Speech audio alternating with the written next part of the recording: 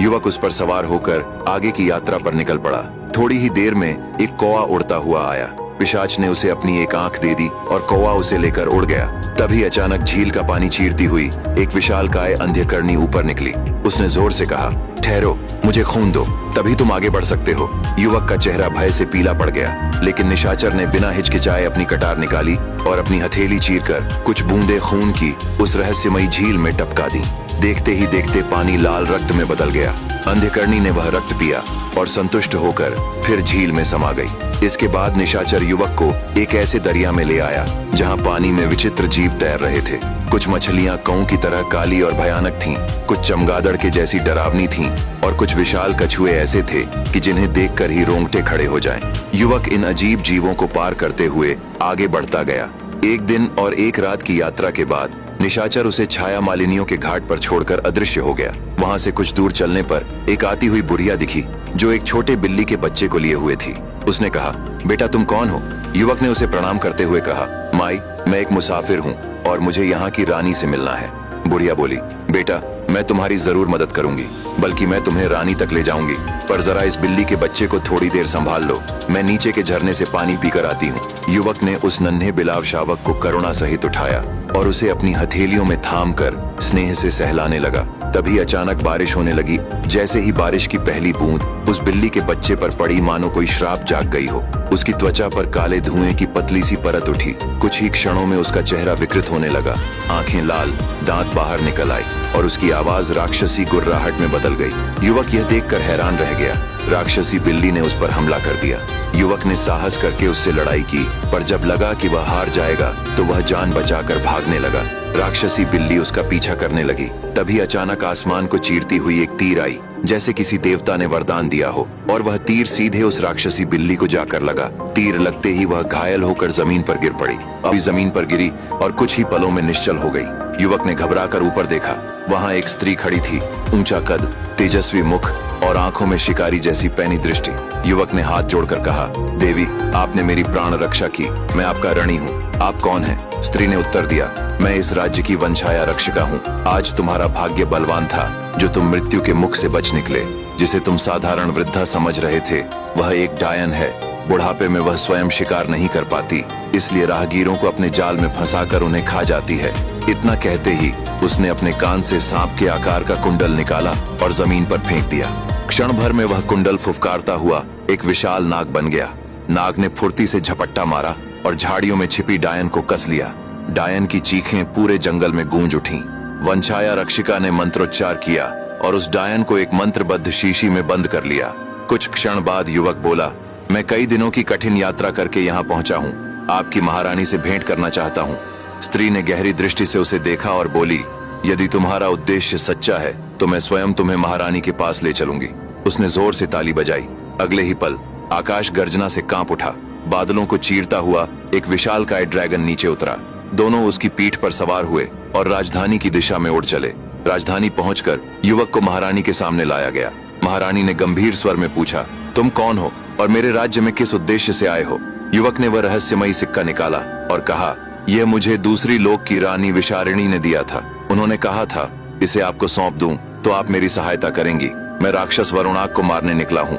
ये सुनते ही महारानी चौंक कर बोली, तुम जिस मार्ग पर चले हो वह मृत्यु से भी अधिक भयानक है। फिर भी मैं तुम्हारी सहायता करूंगी, लेकिन इस रूप में गए तो राक्षस और दानव तुम्हें जीवित नहीं छोड़ेंगे। कुछ क्षण रुककर महारानी बोली, पर एक उपाय है। वर्ष में एक बार राक्षस अपने इष्ट देव की पूजा करते हैं। उस दिन वे अपने स्वामी को बकरे के रक्त से स्नान कराते हैं। वह बकरा साधारण नहीं होता, वह 7 कुंवारी छाया मलिनियों की आत्माओं से रचा जाता है। इसी कारण मेरे राज्य की 7 निर्दोष सुंदरियां हर वर्ष बलि चढ़ जाती हैं और मैं चाहकर भी उनकी सहायता नहीं कर पाती। इस बार जब राक्षस बकरा लेने आएंगे तो मैं तुम्हें उसके बालों में जूं बनाकर छुपा दूंगी। तुम उसी के साथ उस द्वीप पर पहुंच जाओगे जहां वरुणाग ने तोते में अपना प्राण छुपा रखा है। अब आगे। वंशाया रक्षिका ने डायन को कैद करके युवक की जान बचाई और उसे लेकर अपनी महारानी के पास पहुंची। युवक ने महारानी से आने का उद्देश्य बताया। रानी ने भी उसकी मदद करने का वादा किया। युवक महारानी के आदेश पर उसी राज्य में रुक गया। दिन ढलते रहे और फिर आ पहुंची अमावस्या की वह काली रात, जब चांद भी आकाश से मुंह मोड़ लेता है और राक्षस अपने स्वामी के लिए रक्त विधि करते थे। रात के अंतिम प्रहर में राज्य के द्वार खुले। लोहे की जंजीरों में जकड़ी 7 कुंवारी छाया मालिनियां कैद करके लाई गईं। उनकी आंखें खाली थीं, होंठ कांप रहे थे। यज्ञ बेदी पर मिट्टी से बनाया गया एक विशाल बकरा रखा गया। कुछ बेताल बैठकर मंत्र पढ़ने लगे और छाया मालिनियों की आत्माएं उनके शरीर से खींच ली गईं।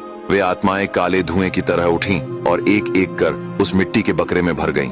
अचानक धरती कांपी और वह बकरा जाग उठा, एक जीवित सांस लेता राक्षसी बकरा। उसी क्षण महारानी ने युवक को अपने पास बुलाया। उन्होंने कहा, आज वह घड़ी आ गई है जब तुम्हें मनुष्य देह से बदलकर एक जूं बना दूंगी और बकरे के बालों में छुपा दूंगी। बकरा तुम्हें राक्षसों की घाटी तक ले जाएगा, लेकिन उस द्वीप पर पहुंचते ही बकरे से अलग हो जाना। एक दिन और एक रात कहीं छिपे रहना। जब तुम्हारी देह वापस आएगी तो तुम इस शीशी में रखे खून को पी लेना।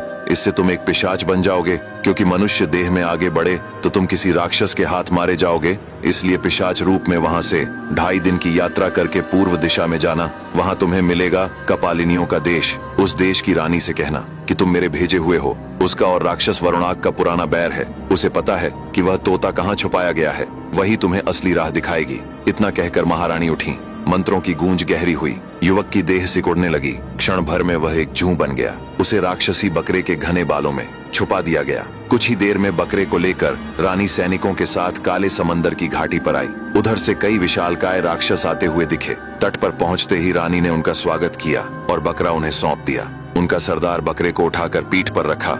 बकरे को साथ लिए राक्षस आगे बढ़े। भयावह घाटियों और रक्त सुगंध से भरे मार्गों को पार करते हुए वे अंततः काली घाटी पर पहुंच गए।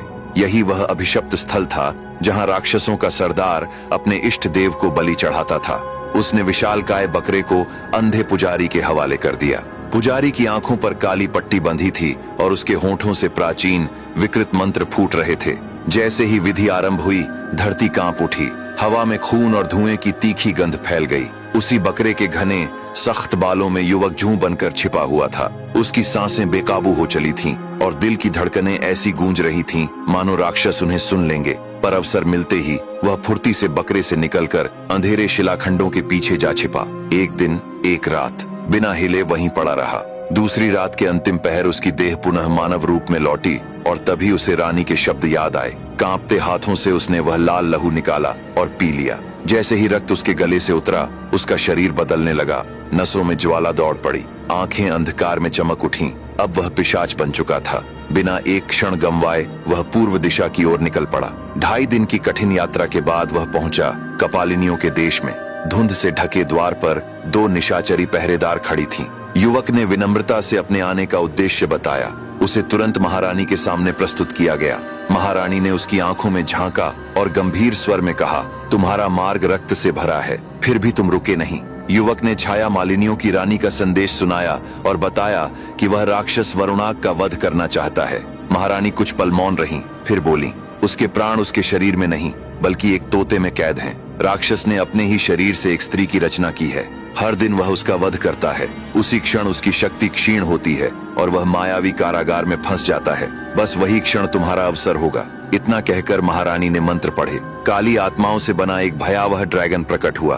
फिर उन्होंने कहा, इस पर सवार हो जाओ, यही तुम्हें तोते तक ले जाएगा। जैसे ही युवक उस स्थान के निकट पहुंचा, राक्षस को आभास हो गया। धरती फटने लगी, आकाश काला पड़ गया। पूरी शक्ति के साथ राक्षस वहां आ पहुंचा। आंखों से आग बरसती हुई, मुंह से विष टपकता हुआ और शरीर से धुआं उठता हुआ। पर उसी क्षण युवक ने एक ही झटके में तोते की गर्दन मरोड़ दी। तोते की चीख के साथ ही राक्षस की छाती फट गई। उसके शरीर से काली आत्माएं निकलकर आकाश में विलीन होने लगी। वह घुटनों पर गिरा और जमीन छूते ही राख में बदल गया। तोते से मुक्त हुई मृत्यु चक्र शक्ति को युवक ने एक शीशी में बंद कर लिया। अब आगे फिर वह काले ड्रैगन पर सवार होकर कपालिनियों के रहस्यमय देश में पहुंचा, जहां रानी यह जानकर बहुत प्रसन्न हुई कि राक्षस का अंत हो गया है।